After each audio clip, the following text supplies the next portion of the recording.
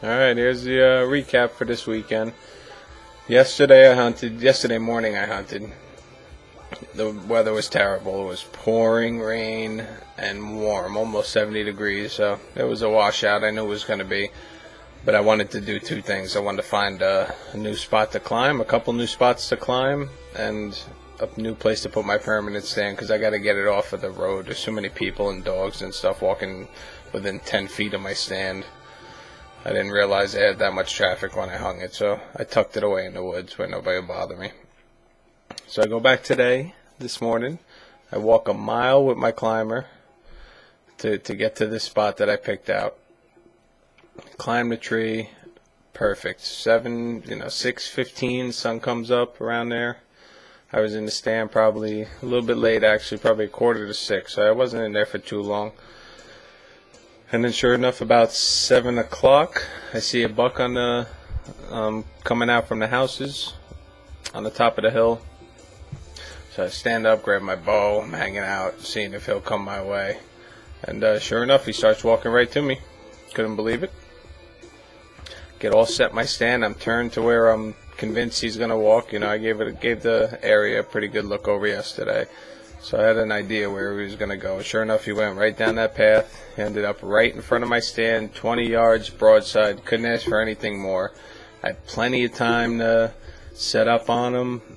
I drew. He didn't see me. It was like a hunting show if I had a camera on there, except for the fact that I didn't shoot him well. Apparently, I thought I blasted him. I thought it was fine. I hit him, he went running, he tried to negotiate a rocky hillside and fell down the hill. So I didn't think he was going to get up from that, but sure enough, he got up. He ran about 100 yards. And then I didn't see him anymore. I figured he laid down over there. Was some nice thick stuff right before you get into the little bit of wetlands that's on the property. And so that was at like 7:15. At about 7:25, 3 retrievers come tearing through the woods, running every place, picking up the blood trail that the buck left. Ran right underneath my stand. It was crazy. This guy's walking his dogs, 7:30 in the morning, 7:25, and they came right down the road where the buck, the last place I seen the buck. So the dogs kicked him up, and then it was a mess. So I waited another hour. So like 8:30, I walk over to where I thought the last place I seen him. Found my arrow. It was right there. Looks like he stopped and pulled it out of him. So I'm guessing I caught not the front shoulder. I definitely didn't hit the front shoulder, but maybe I caught the back shoulder on the way out. So I must have hit him pretty decent. And there was a nice puddle of blood there where he was hanging out, and then little drops where you can see him running through the woods. So I hurt the one arm or the one leg. So when he was running, he was kicking up the leaves. You knew exactly where he was running to. And so he took off. He went into the wetlands of the property, which is pretty high with water with all the rain. I tracked for probably an hour and a half, 2 hours.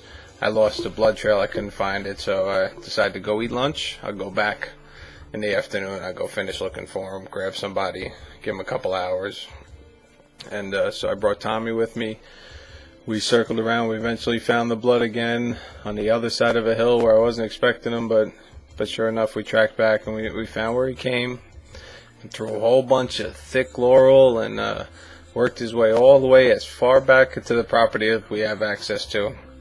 We found one little trail rolling down to the lake. The lake is a property abuts the side of a lake, so one side of it is all water. And right where that path is, it's the shortest distance to the other side of the lake. And we couldn't find any more blood. The only thing that makes sense is that he actually went into the water and swam across, which to me seems completely unrealistic, but that may have happened. Or when he hit that bottom of the water, he cut over and went out the Connecticut side of the property, which we're in New York. If I get caught in Connecticut with a buck and I don't have a tag for it, forget it. That'll be a problem, and we don't have the support of the police on that side of the property like we do with the program that we're hunting in. So So I had to call it a day today. I'm going to go back. If I get out of work early tomorrow, I'm going to go back and just give a second look to that last area where I seen the blood, see if I can go find them. But if not, I may have to chalk this one up as a bad shot and a miss, which really stinks. Everything was coming together so good. Picked out a new spot. Thought I had it all locked down. But it's like somebody said on Twitter, it happens to all of us. It's not going to be the last dare I lose, I'm sure. But it stinks. Lost a buck. On a good note, I checked my trail camera, and the buck I shot was not the one that I got on the trail camera. A nice 9-pointer came over and did not work the scrape, just smelled it and left. So I'm thinking that that's not his scrape. He just chose not to mess with it. So I don't know. Maybe there's a few decent bucks. That 9-pointer is nice. I'm going to put them up on the site probably tonight, maybe tomorrow. We'll see when I get to it. All right, rut should be kicking in. Full moon tonight. I got a couple days off this week, a few days off next week. I'm going to try to squeeze in a bunch of mornings. I am going to hunt like a maniac because now I'm on 4 deer, and 4 deer I did not get. 3 misses and a shot deer, and no, couldn't find nothing. So this is turning out to be a pretty terrible season so far. But it'll shape up, I know it. Till then.